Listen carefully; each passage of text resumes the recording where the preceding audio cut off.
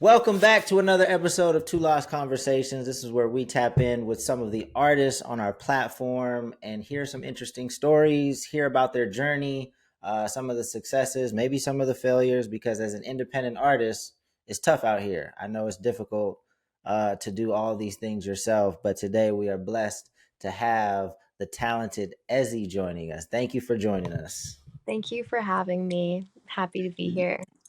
For sure, for sure. Now, we definitely have to start with just some of the more kind of background story of kind of where you're from and how you got started. So, give us a little bit of information so people that aren't familiar can get familiar with just your story. My story is very unique. It's not very conventional. I I got my start. So I don't even know where to start. I got my start in entertainment as an actress, Mm. as a child actress. My parents are immigrants. They're from Russia, so I definitely had no knowledge of the industry. But I did musical theater. I've always wanted to perform, and I did this like local acting class when I was 15, and through that I got an agent. I grew up in Long Island, New York, so I was in like proximity to New York City. Mm-hmm. And through that I started auditioning and working, and I did a bunch of commercials and small TV things by myself. Like I would just pack pay headshot and resume and a shirt and leave school early and get on the train to the city, to the subway, to the audition when I was like 15 by myself. So I Nice. yeah, I don't know. It was I don't know why I was even allowed to do that, but um I did that, and it was through that I always wanted to do music. My dad's a classical violinist, but he's a violin teacher for a living, but I music is so different. It's like not a linear path, especially when you're young. Um Mm-hmm. and I never knew how to get into it until somebody at my first acting management heard me sing for an audition I did, and they introduced me to this music producer and songwriter, and I recorded a few songs with them, and I just like got the bug. I fell in love with it, and I didn't even realize that what I was doing was songwriting. Like I would hear a line and I'd be like, oh no, I want to change this, and I think the melody could do this and this, and I didn't think that was songwriting. I thought songwriting was like just structured. Like I didn't, but it was something that I felt like I was naturally good at and understood. Mm-hmm. And I just became obsessed. I loved it so much. I've always loved writing poetry. And then they like that fizzled out. That didn't turn into anything. But that was like my first, like, I guess you could say like heartbreak, because I just really fell in love with it, Mm-hmm. and I wanted it to work out. So when I moved to New York City when I was 18, I met this rapper at a party. He was trying to be a songwriter as well, and he knew how to engineer, and he had like a little setup in his bedroom uptown, like in Harlem. I was living all the way downtown on Wall Street, and we just started writing a lot together. And um, I really wanted to be a songwriter. Like I loved being in the studio. I loved the idea of making music and writing, and I loved the idea of writing for other people too. We would write 3 times a week, maybe more. That was like in between being in school at the time, then also like working part time and auditioning. Like I was just not a human. But through that, I actually met my very first manager, just because, like you write enough demos and you send them around to like somebody, and somebody will send it to someone. And um, I met my who turned out to be my very first manager, and then I booked a Nickelodeon show, Mm-hmm. and I left for 4 months. I dropped out of school. I um, I lived in Toronto, and when I got back, I think because I was coming off of like a big TV show, or what was supposed to be a big TV show, everyone was like, "Oh, you could be an artist. We see like the potential." And I think that just gave me a chance for people to like look at me differently, or like just get someone's attention. You say I'm a songwriter and a singer, like, okay, yeah, yeah, but hey, I'm on the show. People are like, oh, okay, oh, tell me more. Mm-hmm. Suddenly, like, people, I guess, when someone sees the potential, I think other people tend to see the potential. Unfortunately, that's just how it works. Right. And I ended up, during my hiatus, I would do trips to Los Angeles, and I would just either crash with friends or find a place to stay, and I would do writing sessions, because of, these people I had just met. And I ended up writing an EP. Well, what was part of an EP. And my first deal was super random. I had met Steve Madden when I was back in New York, like very randomly at one of his concerts. Like Steve Madden would do curated shows in Brooklyn. Sorry, that's my cat. This is her chair. So just ignore that. All Um, good. and anyway, a week later, I happened to be in the Steve Madden store. I met him for a second backstage. Like, he didn't remember me. And then a week later, I was in the Steve Madden store in Soho, and I was trying on sneakers. And I just heard a voice that said, "Those shoes look great on you." And I'm like, okay, who's talking to me? And I look up, and it's Steve Madden. And we ended up talking. I had heard he was starting a label at the time. Um, I got his email. I told him about the show. He said his kids watched it. It was like a God moment, honestly. Hmm. Like, everything about it. It's weird when like like random things start to connect, right? Like it sounds like, just at that moment, just a lot of things kind of fell in line, and it just kind of, just kind of takes either a conversation or a relationship and just kind of speeds it up or just enhances, so it's weird how things come together sometimes. Yeah. And I think everyone felt that way. Like, everyone, like Steve felt that way. Like, the head of his label at the time, Steve Feinberg, felt that way. Everyone was like, wow, this is a very serendipitous moment. And Hmm. they loved music because I just got this music made. And I ended up doing my first deal with them. And I put out an EP. I went on tour. I did the whole thing. And then the label ended up absolving. So it took a second to, like, kind of figure out the exit of that situation. And then I've also been songwriting for other artists too. And then COVID happened. And then, like, everything kind of shifted, honestly. I mean, the world changed so much. And I Hmm. dropped a couple of songs here and there. I have a couple of songs that were in some, like, pretty big movies. And I have an EP that's pretty much finished now, but I'm just, like, figuring out the details of how I want to put it out. But Hmm. yeah, that's the journey. It's So very random. no, so I want to go back because there was a lot in there. So first, you Yeah. said the show was supposed to be big, but it didn't end up. Did it not end up? What was the show called? Did it not It end was, up being what it was supposed to be? I don't know. I mean, I have no idea what the people who created it intended it to be, but it was called The Other Kingdom. Other Kingdom. The Other Kingdom. I was the Hmm. lead. It was a kids show. I, like, played a fairy princess, like, Nice. it was like, it was fully a show, and it was really cute. It's definitely, like, it's very different from my art and, like, what I make and what I Mhm. like to consume. But I think it was a great experience. I met some great people. I made a little bit of money, so I was able to, like, move to Los Angeles because of that, and it just kind of jump started a lot of things for me. But it only lasted one season, so after the first season it was canceled. Okay. So is acting something that you still aggressively pursue? Are you still doing audition? Do you love that as much as the music, or is it one over the other? I took a so when I s- so it was a funny thing, like, when I first moved to LA and I just signed my deal. I was still auditioning. I ended up getting offered a screen test. I made it to the rounds for, I think it was like Days of Our Lives, or a soap opera. But that Okay. test was the same day as my first show opening up for this, like, pretty big band in New York. And Mm. it's one of those, like, crossroads where I was like, okay, do I do this screen test, possibly book the show, which also, you know, it's not my thing, like, doing a soap opera wasn't exactly, like, my dream project. Like, it's an amazing job, but, like, I was trying to make, like, gritty music and, like, be Mm. a gritty artist. And it was just like a crossroads, and I was like, okay, what do I want? And I ended up choosing the doing the show and passing on that screen test. And I think after that I just took a break. like music was feeding me in a way that acting just wasn't at the time.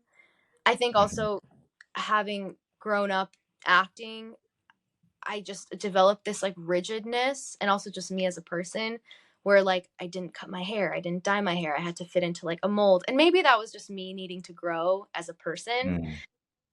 But I was really like craving a period in in my life where I could like break free and like just kind of rebel a little bit and find myself, which I up to that point never really had the chance to do.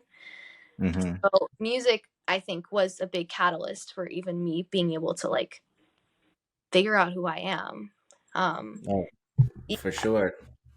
That makes a lot of sense. So when you but sign, but oh, to go answer ahead. that, I did start acting in the last year. I shot a movie last October. Yeah, so Nice. I am acting, but I recently got back into it. Dope. No, I think it's, I think it makes a lot of sense to, I mean, especially if you have the interest or the passion to do both. And I think at times one will complement the other and just kind of raise your profile altogether for whatever you want to do, going forward. But the signing to Steve Madden's label at the time, were they just saw the talent in you, or did you have some kind of traction on social media, or a Um, combination of? I think now it's a little different where like you have to be popping off on TikTok for people to like. I mean, granted, I think I did. The show, I started getting like followers on Instagram because of that TV show, and I Mhm. made a really good EP. Like the music was really good, so they heard that, and um they just like saw the combination of those two things, and I think they, and also just meeting them, we like got along, we just clicked, and I think they Mhm. just saw the potential. And even though the label no longer exists, do you still communicate? Is there any relationship with the folks that you worked with over there? Yeah, I had a really good experience. I still talk to the old head of the label, Steve Feinberg, like here and there we catch up. I love him. Nice. And you said you kind of hit the road. Like, how were they able to put you on the road to tour? Unless, because a lot of times it's difficult to just tour unless you have a lot of fans already. So did they have relationships to put you on as an opener for a bigger band, or how did you hit the road? Yeah, I opened up for an artist. I went on two tours. Both of them I was an opener. And then I played a few like headline shows once I got to a point where like I could actually sell tickets, which Hmm. I'm at a point where I can. But I opened up for this artist named Max, and I was first of three with him, Nina Nesbitt, and Bryce Vine. And I did that for a month, and then I also opened up for this artist named Dennis Lloyd for like 5 or 6 shows. Nice, Yeah. nice. So at what point? Because now you're streaming pretty well. I think when I looked, you had like over 500,000 monthly listeners. Even though you haven't dropped that much recently, we'll talk about that too. But but when did you start seeing like some real traction streaming wise? um, it always happens really randomly. Like I think initially, and maybe this is for some artists who are just starting out and are maybe frustrated that certain things aren't like hitting right away. When I first started dropping music, like it took a second for me to start streaming more. In fact, some of the songs that I dropped like started having moments like a year after I dropped them. Like Afraid of the Dark got synced in a really big movie, and then out of nowhere it like the fans just like of that movie got a hold of it, and it started doing really well. Like same with um same with the song that the cover that I did that went viral last year in October. Like I put that out in 2019. I didn't know that that was going to have a moment. It just had a moment on Instagram, and then like it did really well. Like yeah, it always happens really randomly, but I think each one of my songs has like had a separate little moment. And I know all of my songs will have other moments down the line as well.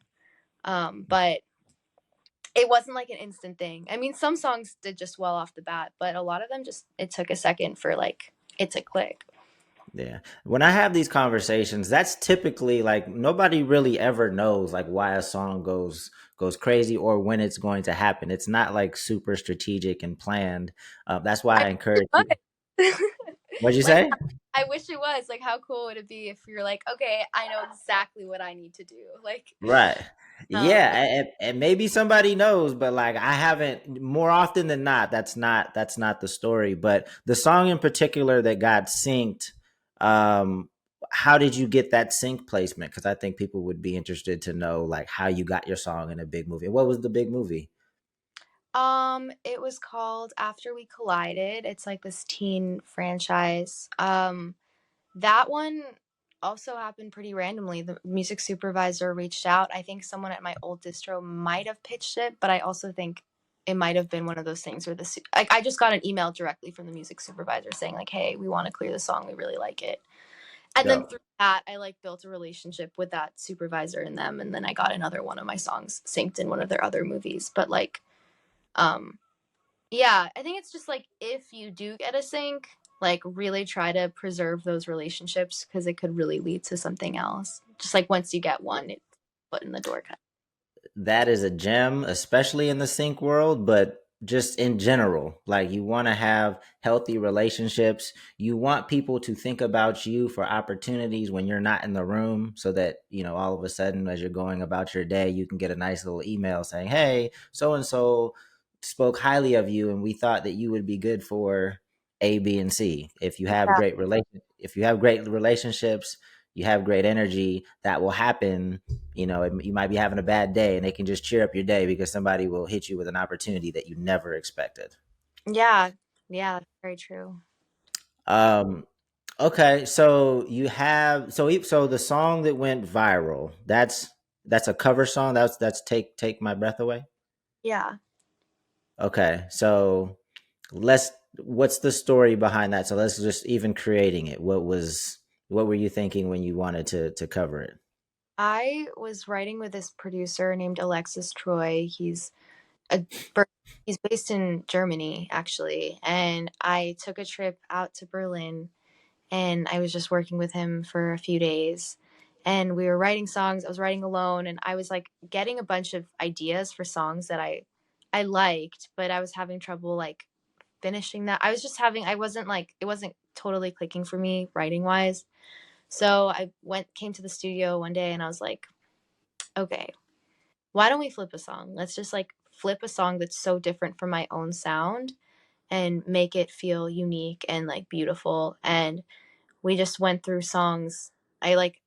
I think the 80s is a very specific era in music and like has a very specific sound that's very different from my own, at least at the time, especially from what I was making.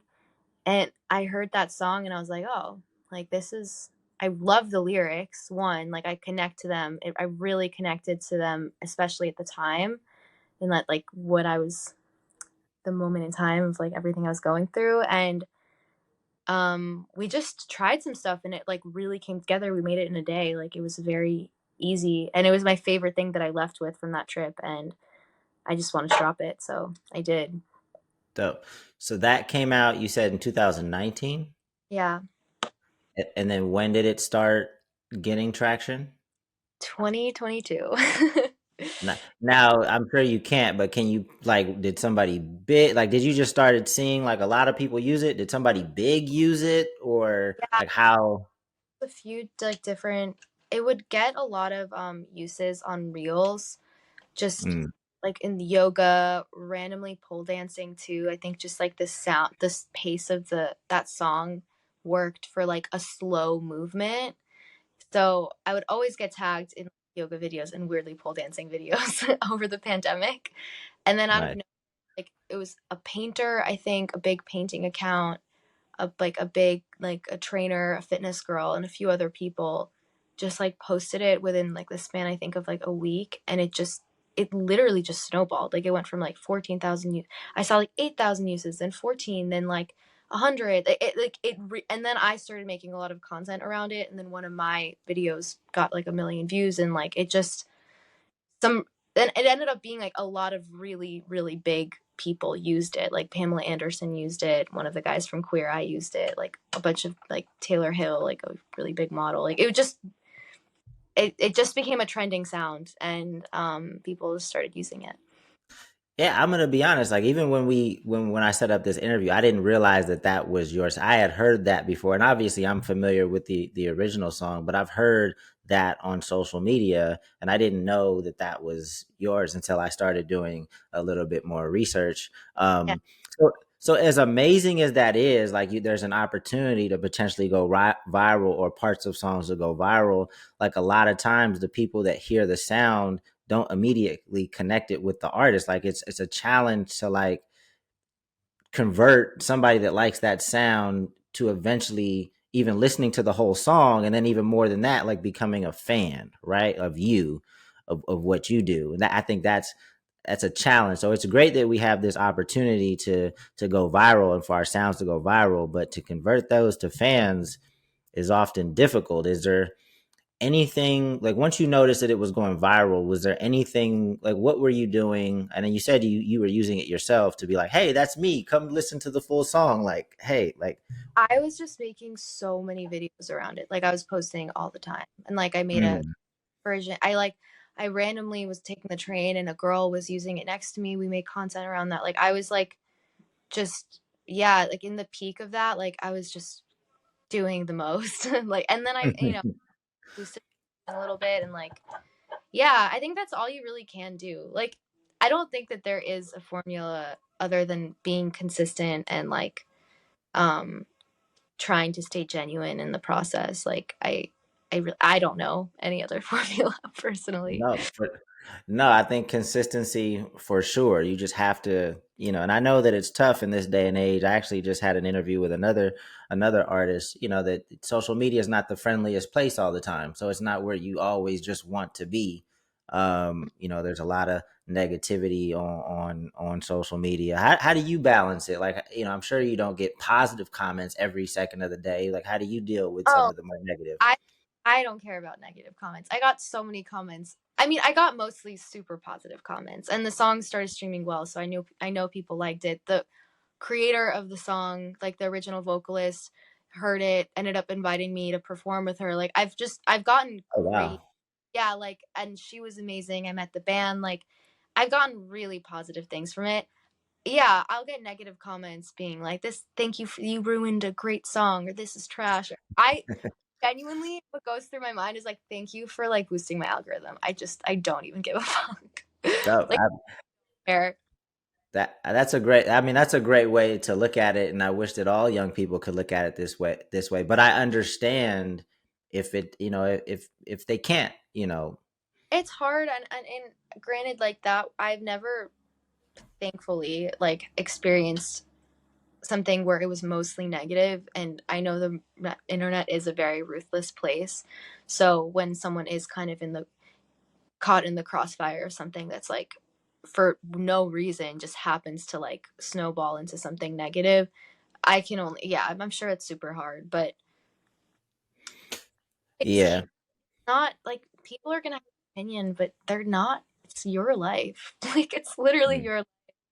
And if you're happy and you're making things that you love genuinely and it makes you happy to share them with people, like who cares? Like they're people are gonna have an opinion, but they're living their own separate lives. And the fact that they're even taking time out of their day to like infiltrate yours because they don't like something for no reason is just so silly to me. And like you don't need to associate with that frequency. Like you just need to stay in your own space where you're loved and you're happy. it's great advice, and I agree 100%. What I also think, because sometimes these sounds get associated with people that didn't create them, right? And I'm sure that that's happened a lot with your song, but I'm glad that a lot of it came back to you, Yeah, right? and a lot of it didn't. You know what I mean? Mm. Like a lot of it did, and I'll definitely notice like certain people like using the sound, but it's their sound, and but I just try to comment and like, like thanks for using my sound. um, Hmm. it's just like it's the Wild West. Like I just there's no way to control it. It's just a beast. Like you just try to do your best. Yeah, but it is annoying because now I manage a comedian that does really well on socials, and like we'll see other people. Well, one just steal his content and post it as their Oh, own. But that sucks. I would yeah, yeah, it's pretty whack. Like there's a lot of content theft, obviously, on these social media platforms. But even when the sound, like, because these sounds are going viral, and like other people are getting credit because he'll have sketches, and then the sound will go viral. People will like reenact these sketches with his sound, and it's like his voice and everything, but it's that, not attributed. So I that think sucks. it's a little different, like, because you can't say it's yours. I mean, maybe you can, but I've never seen like an artist, like someone else fully take credit for a song or like a sound. You know what I mean? As opposed to like an Mhm. audio or like a joke. I could see how that's easier to rip off, which is so lame. Yeah, I mean, luckily he has enough fans so that if another video goes viral with his sound, like at least people will be in the comments being like, "Yo, this is Big Jaws. This is," they'll kind of stick up for him. But content theft is a problem, and all these people that can't come up with their own stuff, just stealing other people's content is whack. Yeah, I Um, Anyway, so the success of these songs, is that what made you kind of pull back and just focus on the songs that were moving? Like how come you haven't really released as much music over the past year? I really want to be. I have a project that's pretty much finished. I think it's just like it's just taken a minute to get all like, everything together. Yeah. No, I mean it's dope that, that your songs kind of have had this staying power to still kind of, have healthy streaming activity, so and it's maintained so that when you do drop, I'm sure hopefully things kind of just continue to build from there. Well, like it's crazy because even without having dropped recently, my fan base is still grown and it's still like a consistent growth, which is really like reassuring. Hmm. Music is like insane. It's like the best music I've ever made. So I feel Oh, really, yeah, okay. So we should expect some music this year for sure. You don't know when, but this year for sure. definitely. Yes. Okay. What about shows? Have you booked anything recently I'm that we just should be looking? I think I'll play a show once I like release something just around a release. But yeah, I can't wait to perform again. Gotcha. So I actually was referring to like TV stuff, but that's good to know as Oh, well. When I said shows, that's my fault. I wasn't clear. oh yeah, TV. Yeah, I'm gonna be auditioning again, but I shot a movie in October and I shot a short in August, so those should come out probably like net. The short should come out this year, and then the feature I'm not sure when it's gonna come out, but I have like a really juicy role in that, so I'm excited to see what happens with it. Nice. I think, one of the things that I always hear from independent artists, or something that's a common thread in people's success, is just staying active. Mm, Staying active, continuing to work, continuing to meet people, continuing to collaborate with people, um, themselves through something like that, so they can be as confident and an articulate when they do get the opportunity to speak as you are. And I can tell that you just kind of had probably done interviews before. Obviously, you've done shows and things like that, but you can tell that you're polished. Like you're a young, polished actress slash artist. Was any of that formal? Or is that just kind of like you just kind of putting yourself through, the auditions and all the stuff you've done? I think it's a lot of having auditioned a lot as a kid, like having it just you had to like I trained myself to be able to like walk into a room and like hold a room and hold my space. But that also came with time. Like I still have days where I'm like, I don't know if I could do this. But yeah, and that and like having done interviews for when I was on that show and like press runs and stuff, I've gotten Mm-hmm. pretty comfortable. No, you can tell. You can tell you definitely get your reps in because like I said, I do this a lot in terms of, and I have my own podcast and things like that. I just think it's important to get these reps in, so for when you do have success, you can take full advantage of, interview opportunities and things like that. So Yeah, props to you. thanks. Thank you. Cool. So is there any last words of encouragement or advice for aspiring artists that you feel like they should know kind of in this day and age of being an independent artist? Yeah, I think I think something I wish I knew when I just started was that there's no right way of doing anything. And I Mm, young and you're like just starting out and you really don't have your footing in the industry, you're going to meet people right off the bat who see potential, which is amazing. Great people, like not to say anyone's bad, but I think you're going to hear a lot of people try to tell you the right way to do something and like this is the way. And um it took me having done that and then kind of to have a little and then having a little perspective to see like, oh, actually I could have done it this way and I could have done it that way. mm. Or this other way. So I think not like obviously having people that you trust and using them as counsel and being able to take advice is great, but at the end of the day, like trying to stay very present with what feels right, and if something that is happens to be the right way or the way to do something just really goes against what feels correct to you or of your values or just your values as an artist or creatively what you want to do, know that there's usually multiple ways to do something. For sure. Now, I think that's super important, especially this day and age. And that's one of the, so I have another podcast called the Independent Living Podcast where I interview some very successful independent artists.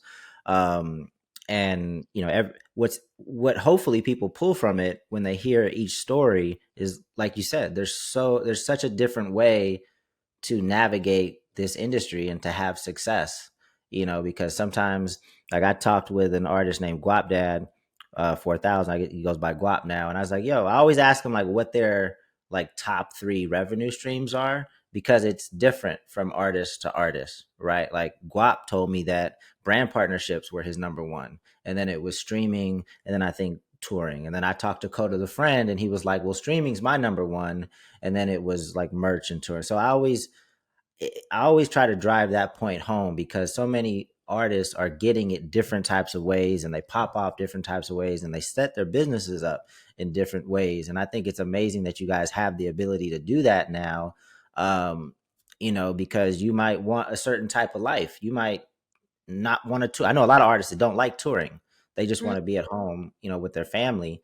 And it's amazing that they can build a business that supports that. You don't have to tour if you don't want to. yeah, totally. So dope. No, that's great advice. Well, thank you once again. I really appreciate and I enjoyed this conversation. Um, can you just remind people what your socials are so they can find you? Yeah, my Instagram is EZI, it's just easy I. My Twitter is just easy I, and then my TikTok is EZI Music. Dope. How did you just get? I feel like Ezzy would have been taken. You must have got it super early. I got it early. There was an account that this is a long time ago, but there was an account that like wasn't active, so I got it turned over to me. Nice, nice, Yeah. nice. Well, there you have it. Make sure you check out her music that's out, and hopefully we get some new music soon Yeah, very from Evie. And yeah, best of luck and continued success. Thank you once again. thank you. Thank you so much.